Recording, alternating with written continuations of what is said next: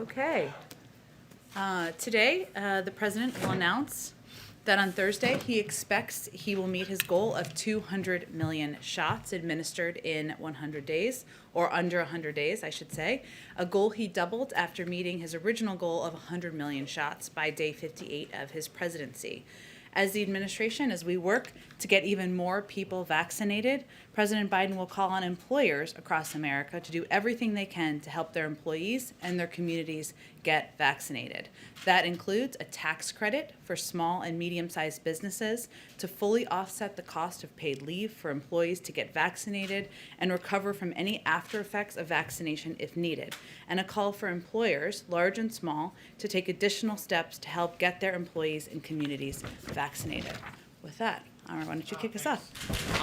DOJ announced a pattern or practice investigation today, the Minneapolis PD, in aftermath of the George Floyd killing and verdict. Under current law, it's a high bar for convicting officers of federal civil rights crimes. Does the president think it's time to revisit this aspect of the law? Mm-hmm. Well, first, as the president alluded to last night in his remarks after the verdict was announced, he believes the bar for convicting officers is far too high. It needs to be changed. He's a strong supporter, as he also conveyed passionately last night, of the George Floyd Justice in Policing Act, which does change the intent standard. Obviously, there is negotiations that need to happen on Capitol Hill, but he believes the bar is too high. And if I could just square that, that includes the federal civil rights aspect of the law as well, or is he speaking more broadly? My understanding is that's also addressed in the bill. And second, if I could just hit on briefly, he's obviously going to be meeting with world leaders today on the climate summit. Mm-hmm. What does he say to allay concerns, considering how divided Washington is politically on this issue, that we're actually going to, that this country is going to follow through on what he says today, what he says this week? Well, I think what he's sending, the message he's sending to the country and frankly to the world, is that he feels that the climate crisis we're facing around the world, and certainly in this country as the world's largest emitters, is so significant that within 100 days of his presidency, he's convening the world's largest economies to have a discussion about that. And he is going to put actions in place as well. Obviously, he's put in place a number of executive actions, and we'll have more specifics to announce in the coming days about what targets we're setting here in the United States. And I understand what you're asking me is what happens in 2024, right? Or is that what you're asking me? Well, that's a long time away, but the president has every intention of getting reelected and certainly ensuring that he is implementing policies where addressing our climate crisis, putting Americans back to work, go hand in hand, which is absolutely his desire and his commitment, will be a part of his continuing agenda. Go ahead. Thank you, Jen. You just called on Congress to pass the George Floyd bill. President Biden did. Vice President Harris did the same last night, said it's a key priority.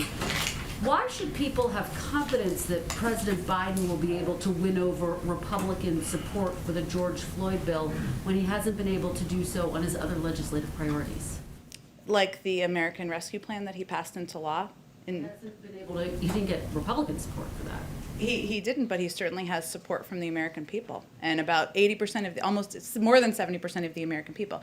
I will say, Kristen, that look, the president doesn't believe that he alone can pull the George Floyd Policing Act across the finish line. That is going to be up to Congress. And right now, there are negotiations that are happening. There are leaders in both sides that are having those discussions.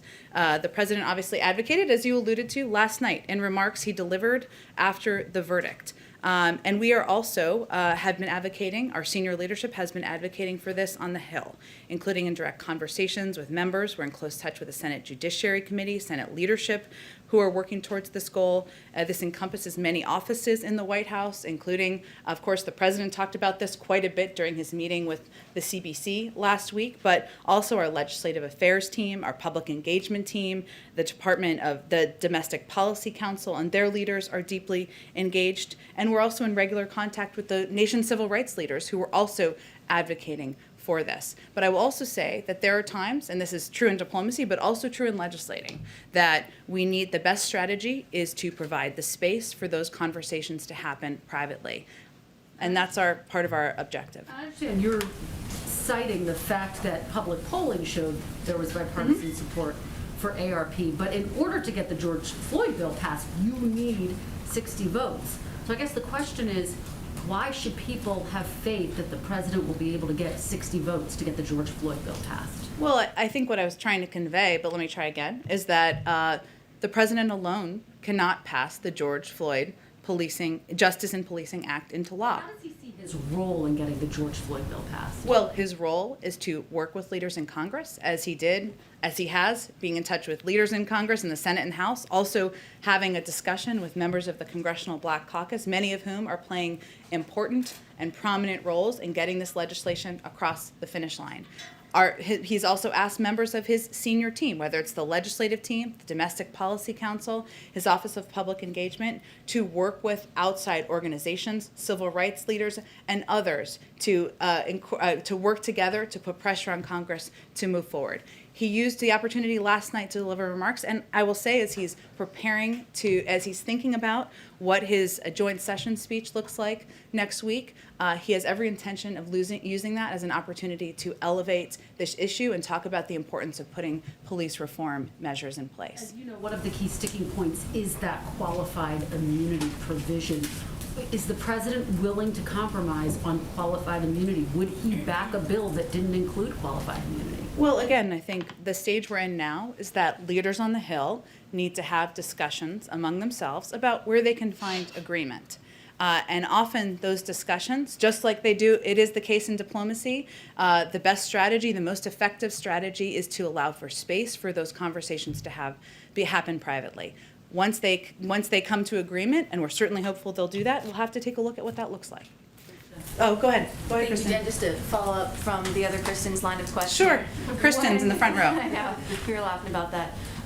When President Biden spoke with George Floyd's family yesterday, he promised that he would do everything he could to get the George Floyd Justice in Policing Act passed. So would that potentially include supporting getting rid of the filibuster if he can't get the 60 votes needed to pass the Senate?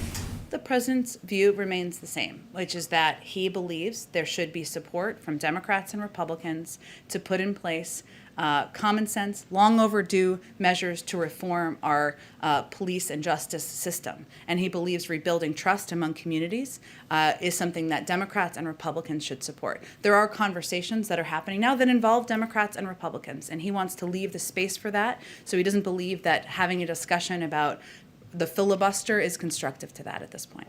Okay, and 2 questions on immigration. Is President Biden potentially open to doing immigration reform through reconciliation?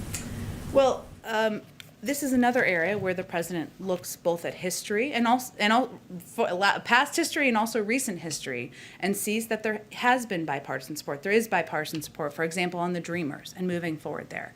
And he believes that modernizing our immigration system and putting in measures in place to address that is something that should warrant bipartisan support. So his view is that right now, the conversation should not be about a reconciliation process. It should be about moving forward in a bipartisan manner.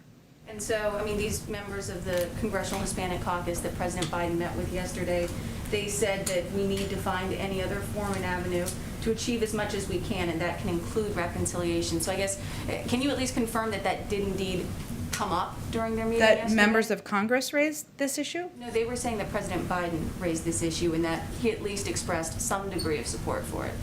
Well, I guess I can articulate what the president's point of view is, and certainly what his intention of conveying in any private meeting was, which is that he believes there should be bipartisan support. Of course, members are going to propose a range of mechanics for moving things forward, but his view is that the conversation right now should not be focused on reconciliation. It should be focused on finding a bipartisan path forward. Go ahead. Thanks, Jen. You mentioned Republicans and Democrats negotiating this on Capitol Hill. Is it Immigration or? I'm so sorry. Immigration's on my mind. No, it's okay. I just wanted to make sure I was answering the right question. No, on the George Floyd Act, or this issue of police reform. Does this White House see this as the George Floyd Act, all or nothing? Is there room for Republican proposals like the one from Senator Tim Scott?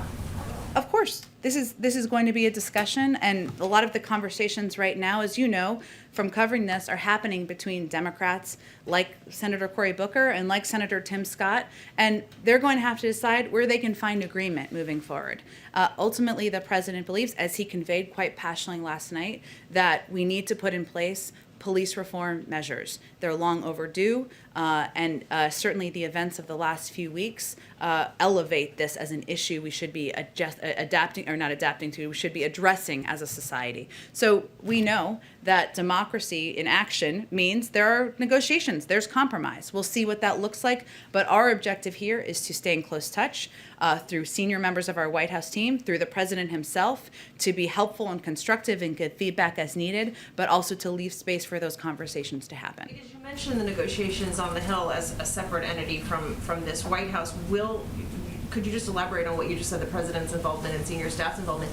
We've seen the president get involved in negotiations on infrastructure, on COVID relief. Will he get involved in something like police reform? He had a high-level conversation with members of the Congressional Black Caucus just last week. And this was a prominent part, an important part of that conversation.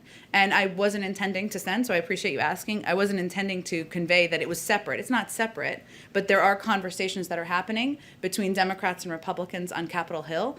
We are staying abreast of those. We are certainly engaged with a number of those members at a range of levels in this White House, including at the president's level, but also from leaders in the legislative team, from leaders of his Office of Public Engagement, and from leaders of the Domestic Policy Council. Does the president have a deadline by which he would like to see this on his desk, given where this falls in the national discourse right now and the importance and the potential for losing the momentum that exists? Well, I think the president certainly sees this moment as an opportunity to redouble everyone's efforts in getting this legislation passed and move forward. But he also recognizes, having served 36 years in the Senate, that you can't rush negotiations between Democrats and Republicans. He's eager to have something on his desk, but we're not here to set a deadline at this point in time. Go ahead. Thanks, Jen. I know we're celebrating 200 million shots today, but there's some indications that, at the very least, rates aren't raising at the same rate as they have been previously in the administration. The rates of vaccination, or sorry, just clarify what you mean. It's being put in arms, and my question is whether you guys see that as just sort of the inevitable blip from J&J coming out of circulation, if it's hitting a wall we're now moving towards folks who might be more hesitant to get the vaccine versus folks who already have, if it's just sort of blips in the data, or if you don't think that the last few days have been representative of a broader trend. And more broadly, I know that the president's planning to announce this tax break going into effect, but are there other things that you can talk about the administration doing to address hesitancy, since it now seems to be squarely pivoting away from folks who are eager to get the vaccine and towards folks who are not? Well, first I would say, and you asked a few questions there, so let me see if I can answer all of them. What we've seen, and there was some interesting data that came out over the last couple of days, obviously a lot was happening yesterday, is that we've actually seen a decrease in hesitancy, an increase in confidence among many communities. So in some polling that was put out just yesterday, 40% of respondents said they were more likely to get the COVID-19 vaccine than they were a month ago. In terms of conservatives' confidence in vaccine, again, this is a poll, so it's not perfect, but it was interesting data. A full 71% of Trump voters said they have either received at least one dose of a vaccine or definitely or probably will, up from 59% in an earlier poll conducted just 1 month ago. So what we're trying to address, to answer another one of your questions, is what we see as the issues, the barriers to getting the majority of the American people vaccinated. And one of those barriers is access. And so what the announcement today is intended to do is address one of those barriers to access, which is people not through a political prism, but many people who have not yet been vaccinated are concerned they can't take a day off of work.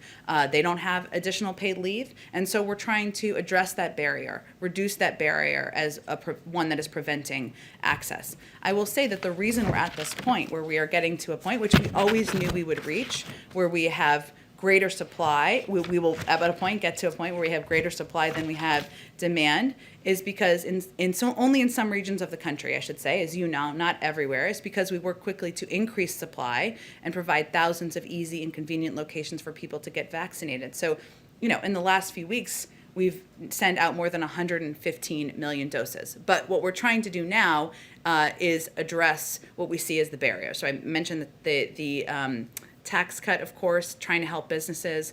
We're providing technical assistance to states. Again, we're relying on local voices and local doctors to provide the best information, which every set of data we've seen, and even from some news organizations, show that those are the most trusted messengers. We've allocated $3 billion for states. We're ramping up targeted media efforts. We're also, along with the CDC, we're working to help states expand vaccine distribution to primary care physicians, where many people are very much trusted local doctors. So, yes, we will continue to assess and look for ways to increase access and get it out to more communities.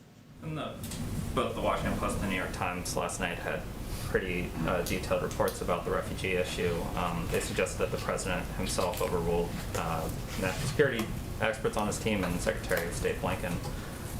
You've sort of maintained that there was never a policy change at all, but is it fair to say at this point that the president changed his mind from the 62,500 number and then changed his mind again once he saw the sort of outrage and blowback from Democrats and refugee groups? Well, I can say that we have every intention of putting out an increased cap, and we hope to do that soon, in advance of May 15th. I'm obviously not going to get into private conversations between the president and members of his national security team, but I will say that one of the things that has been on the president's mind that I think was covered in a number of those stories are the challenges and the challenges to our resources. And we've talked about this a little bit. So one of those is refugee processing in a big global system. And there were muscles that have been atrophied over the last few years. It's not just the federal government. It is also a lot of important organizations around the world that help address this. And his concern was in part, is that system prepared? Now, by setting a larger cap, which we have every intention of doing, we are sending a message: get your muscles back in action so that we can welcome more refugees and continue to strive toward the goal that he has always maintained of 125,000 refugees for next year. Our policy has not changed on that front. We've always wanted to reach 125. It's just a matter of what we think we can get to this year. Well, the State Department is in charge of processing refugees. Mm-hmm. If the Secretary of State is encouraging the president to sign the paperwork to raise the cap, that would suggest that he feels that the State Department, despite whatever atrophy may have happened, could have raised that limit, and that the president, because of perhaps, worries about if HHS could support the refugees when they got here, perhaps because of political calculations, overruled the Secretary of State. And so I'm asking if you can explain why, if the State Department says that they can do this, the president didn't think that they could. Well, first of all, it's setting a cap, right? It doesn't answer the question of whether we can reach that. This is an important point of whether we can reach that point. To get into this, right? Because there's no reason that the president couldn't have done what he said he was going to do, raise the cap to 62,500, and then if the State Department or HHS determined that they couldn't, process the refugees, just not hit that number. As you said yesterday or 2 days ago, that happens all the time. So Sure. this just sort of And he has underscores and he has every intention of raising the cap. The Friday announcement was not about the top level of the cap. And I think that's an important thing for people to understand. But I'd also say, as you alluded to in your question, the State Department, yes, they do the they do the vetting, which is an important part of the process and can take months. And there are a low number of refugees that are currently through a security vetting process, despite numbers that have been put out there and in reporting which are inaccurate. There's a low number. Hundreds of people that have already been. What'd you say? It's not hundreds of people that have already been approved by the State Department. I think the reports are something like 700 people have had to cancel flights because of. And the flights have resumed. The flights have resumed as of Friday. But there's also another component of this because it's an interagency process that addresses refugees resettlement, right? ORR, the Office of Refugee Resettlement, which is not a part of the State Department, has a component of this as well. It's a part of HHS. President looks at all of the government, all of our resources available, what he thinks the capacity is, but he also is looking for assessments from the interagency team on what's possible. That's what his questions were. Hence, we'll have more to say when we have a conclusion on that. I think we're talking past each other, so I'll just ask once more and then we can Okay. move on if you don't want to. But the question is whether the president changed his policy on the 6,500 and if on Friday you intended it to be 15,000 and then changed the decision after the outcry. Well, his policy was on Friday, was months before, continues to be to reach 125,000 refugees in next fiscal year. 62.5 was a down payment. It will be slower this year than it will be next year. The president wants an assessment of how far we can get. That's what he's looking for. The State Department has a component of that. HHS is a component of that. We're going to look at all of that. And the refugee cap, and the point I've been trying to make, which I know you don't love, but that's okay, but to others, is that the cap is something that is not typically reached. We wanted to send a clear message. We are a country that is welcoming refugees. We recognize that that is not the message that was sent. And so we reassessed, but it's not a change in policy. It's just making sure we're sending a clear message to the world about who we are. America's back. We're welcoming refugees. We need to get our muscles back working again, and we'll have an updated cap hopefully soon. Go ahead, Trevor. To the point about kind of getting the muscles back to where Yeah. they need to be, we're curious just about what capacity does exist right now for the government.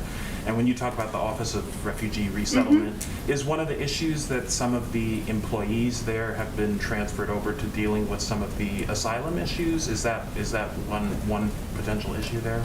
Well, one of the issues, the president wanted an assessment of whether they could do both, right?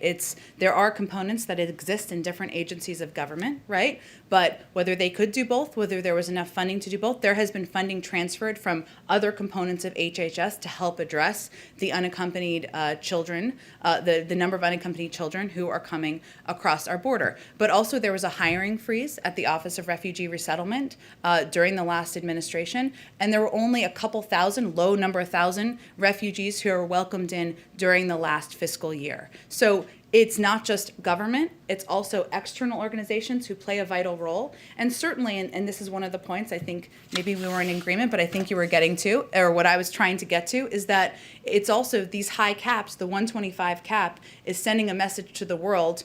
We're going to do this, work with us on this, work with us on vetting, work with us on resettling and assistance that's needed. There are legal requirements and funding requirements that we need to help refugees when they come into the country from ORR. There's funding requirements for that, but we also acknowledge a lot of the funding comes from outside organizations. That needs to be prepared as well. There's one other factor we haven't talked about, but is an interesting one, I think, is there are some limitations that have come about because of COVID. Because sometimes, typically in the past, people have traveled to do some of these vetting interviews and expedite moving refugees through processing. Also, people coming into embassies around the world, that's an additional challenge.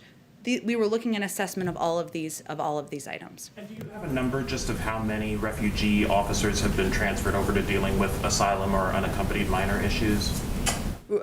Transferred over from UACs or transferred over? Who work in the Office of Refugee Resettlement as officers, but now they're working primarily on unaccompanied children. We have some funding numbers. I don't think I have staff numbers in front of me. I'd certainly send you to them, but we can check if there's more specifics. And then are there outstanding security concerns around the refugee resettlement program that are being addressed as part of this review that you're doing? Well, there's a fairly stringent vetting process that takes place, and that can take months and months. It really depends. There have been some limitations and delays, frankly, because of COVID, which has happened in other areas as well. I'm not saying that's the totality, but that is certainly a factor. But that can certainly take some time, so that's had an impact as well.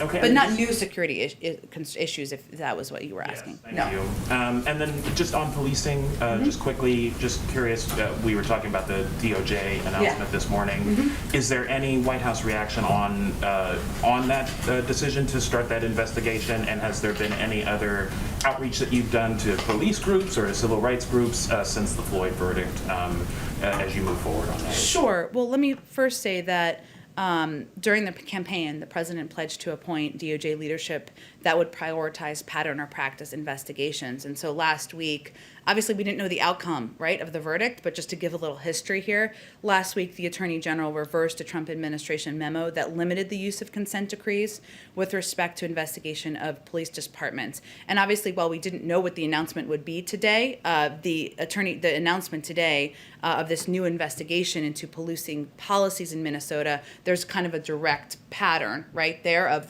what the president was advocating for, who he nominated, the overturning of the memo just last week. Go ahead. Hi, Jen. One on vaccines, one on Russia. Sure. What does the Biden administration consider to be vaccine discrimination? Should public or private spaces be allowed to exclude people who opt out of getting the COVID-19 vaccine? I don't think those are standards we're setting from here. Obviously, private sector businesses and entities are going to set their own standards. But you mentioned earlier you'd be releasing guidance on the privacy rights people can expect when it comes to a vaccination with COVID-19. I'm not sure. Are you referring to like an FAQ related to vaccine passports or something? Part of that, yeah. Okay. Well, I think just to be clear on the vaccine passport issue, what we also made clear is that that's not something that is going to be conducted, reviewed, or overseen by the federal government. On Russia, today in his annual address, Russian President Vladimir Putin warned against foreign intervention in Ukraine, where there is a troop buildup reported in parts of Crimea, and hundreds of protesters supporting Alexei Navalny have been arrested. Is there evidence that the White House sees that U.S. sanctions against Russia are working?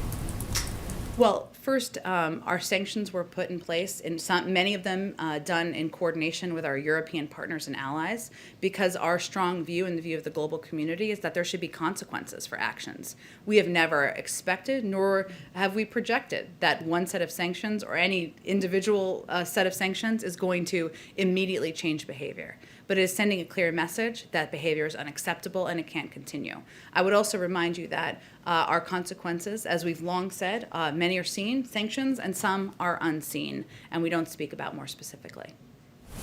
Go ahead. Thank you very much. Two more foreign ones. Today, Australia announced the Australian federal government announced it was revoking a deal by one of the states to do a Belt and Road initiative with China. The Chinese are not happy. Has the administration talked specifically with Australia about that deal? And more generally, is the administration talking with its allies and partners around the world about the BRI and generally trying to get partners to push back against that? I think the State Department would be the most likely entity within government to give any readout of conversations with the Australians. Obviously, economic partnerships, relationships, how we can work together as a global community and in a coordinated fashion as it relates to China is part of nearly every discussion the president has with a European partner or a country in the region. Specifically the Belt and Road initiative, which obviously has been painted by some as this kind of, very clever soft power / loan shark scheme taking over large parts of the world. What's the US? Well, what about it is your question? Well, I mean, given that Australia today pushed back against this very specifically, I was just wondering if the US is in having actual, direct talks with partners about, we've got to do something about this BRI. I can check and see if there's anything more specific. Okay, and the other one is the president of Belarus and Putin as well today, both are touting this supposed plan by the US to have tried to assassinate Lukashenko of Belarus. I can confirm there's no basis in fact there. Go ahead. I just want to bring it back to policing. Sure. On a call with George Floyd's family and the family's attorney after the verdict yesterday, the family's attorney said, quote, hopefully this is the momentum for the George Floyd Justice and Policing Act to get passed and have you sign. The president's response was, you got it, pal, that and a lot more. Not just that, but a lot more. So in your estimation, is that the president promising to the Floyd family that he will get a policing bill passed? I think he's promising to the Floyd family that he will use the power of his presidency, the bully pulpit, as he intends to do during his joint address next week, the role of senior leaders in his government to help push the George Floyd Justice and Policing Act forward. How far is he willing to push for it? I'm not sure what that means. I mean, how far is he willing to push to get something done? I mean, I know that you've In talked what a lot way? about- You just talked about giving people in Congress, lawmakers, breathing room to talk and negotiate. But you know, how far is he willing to get Democrats in line? Is he willing to keep just pushing for this? Is it a huge priority? Like, can you prioritize, or give me a sense of his priorities in terms of getting this done? Well, I would point you to the fact that, one, the president gave a passionate call last night for the importance of moving forward in this moment with the George Floyd Justice in Policing Act. It is on his mind as he is working with his team and all of us to draft his joint session speech, which is one of the highest profile moments any president has in the first year of their presidency. He has worked and has had discussions with leaders and members of Congress about moving forward on the George Floyd Justice and Policing Act, including as recently as his meeting with the Congressional Black Caucus last week. And he has asked prominent leading members of his administration to remain closely involved and engaged in this effort as it moves forward. So I'd say it's absolutely a priority on his mind, and he feels this is a moment where there should be momentum for action. One on Putin, who today did have some aggressive language for Western nations that would, you know, interfere in Russia's affairs. He said that Russia's response would be asymmetric, fast, and tough if forced to defend its interests. I'm just wondering broadly, and the Russians have also expressed skepticism that sanctions could do anything to box them into to having a summit between Putin and the president. Can you give us any update on how Putin's words today and his posture could affect any plans for a summit between the two? Well, we have been clear that we desire a relationship with Russia that is stable and predictable, and we don't think it needs to continue to be on a negative trajectory. The sanctions were not meant to entice anyone to attend a summit. That would be a strange strategy. It was meant to put in place consequences for the actions that were completely unacceptable in our eyes and the eyes of the global community. At the same time, while we put those consequences in place, the president was sending a clear message to President Putin on his call that he believes we can have, this is an opportunity to have a discussion about areas where we think there's an opportunity to work together on, whether that is nuclear non-proliferation, as we did with the continuation, the extension of the New START treaty, or the Iran nuclear deal, and also have discussions about areas where we disagree.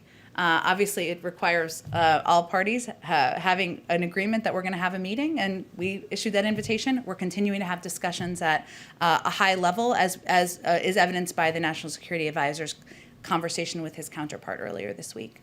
Go ahead. I'll come back to it. I just want to get to everybody. Go ahead. Thank you, Jen. A quick follow-up question on something you were asked yesterday, and then a second somewhat related question. Okay. Regarding yesterday, respectfully, I feel like you didn't give quite a firm answer, and I wanted to try again. Okay. You were asked whether President Biden will honor his Democratic primary campaign pledge to release, quote, everyone in prison for marijuana. People are skeptical that he will. President Biden is personally responsible for sending some people to prison for life for marijuana under his 1994 crime bill. And Vice President Kamala Harris oversaw 1,900 marijuana convictions in San Francisco District Attorney. So will President Biden honor his commitment to release everyone in prison for marijuana? Well, I think what I did yesterday is reiterated what his position on marijuana was, decriminalizing, rescheduling, and certainly legalizing medical marijuana. What you're asking me is a legal question, and now we're in government, and so I had to follow up with our legal team, and I don't have any additional information quite yet. Regarding rescheduling, that wouldn't necessarily release anyone from prison. Schedule 2 has fentanyl and cocaine. You can't That's just... right. It addresses things moving forward, though, which is important and important to many advocates. Should people in prison for marijuana who are asking President Biden to honor his pledge to release them, should they expect to be released, or are they going to serve life in prison for marijuana? Well, again, I think I've stated very clearly what the president's position is. What you're asking me is a legal question. I'd point you to the Department of Justice, and if there's anything more we can provide from here, I'm happy to provide it. My second question, President Biden yesterday, responding to the George Floyd case verdict, said that George Floyd's death, quote, ripped the blinders off for the whole world to see the systemic racism in the United States. But he's an architect of multiple federal laws in the 1980s and 90s that disproportionately jailed black people and contributed to what many people see as systemic racism. The activist Cornel West said that Biden was, quote, one of the core architects of mass incarceration, and that, quote, I think Biden is going to have to take responsibility and acknowledge the contribution he made to mass incarceration.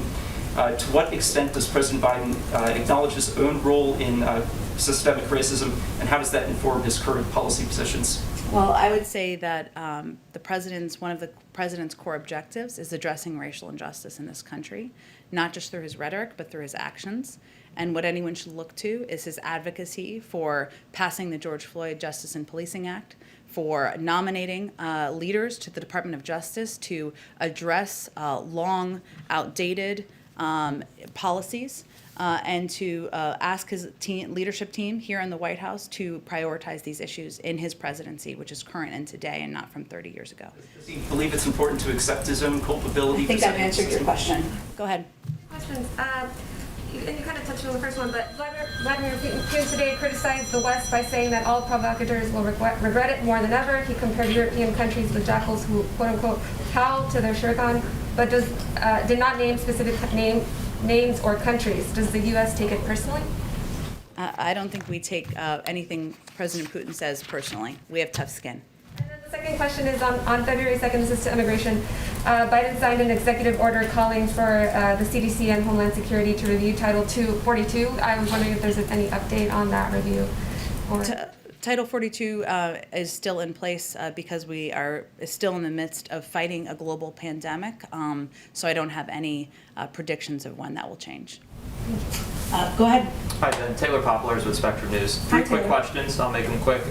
First, has the president been briefed on 16-year-old Ma'Khia Bryant being shot and killed by police in Columbus, Ohio yesterday? It happened moments before the Chauvin verdict came out. Yes. I said to you yes, and let me just say, since you gave me the opportunity, the killing of 16-year-old Ma'Khia Bryant by the Columbus police is tragic. She was a child. We're thinking of her friends and family and the communities that are hurting and grieving her loss. We know that police violence disproportionately impacts Black and Latino people in communities, and that Black women and girls, like Black men and boys, experience higher rates of police violence. We also know that there are particular vulnerabilities that children in foster care like Ma'Khia face. And her death came, as you noted, just as America was hopeful of a step forward after the traumatic and exhausting trial of Derek Chauvin and the verdict that was reached. So our focus is on working to address systemic racism and implicit bias head-on, and of course to passing laws and legislation that will put much-needed reforms into place at police departments around the country. And has the president been briefed on it? Yes. Okay. And then also in Ohio, the family of Tamir Rice, the 12-year-old Cleveland boy who was killed by police in 2014, they've asked the Justice Department to reopen his case. Does the president support that? I would point you to the Department of Justice. It's their decision. And then lastly, a climate-related question. There have been several lawmakers from Ohio and other states who have called for the U.S. Postal Service vehicle contract to be paused with Oshkosh Defense. The lawmakers are alleging that there was maybe inappropriate political dealing with it, but also that it may not meet up to the president's executive order on electrifying the fleet. Okay. Is the White House concerned about that? Do you agree with a pause and investigation? I'll have to check on that. It's an interesting question. So just to understand it, it is about a contract that a company has that may or may not meet the electric fleet objectives in the executive order. Yeah, and the Postal Service has said they'll at least be able to electrify 10%, but obviously the president has wanted to electrify the whole fleet. Yes. Okay. Let me check on that for you.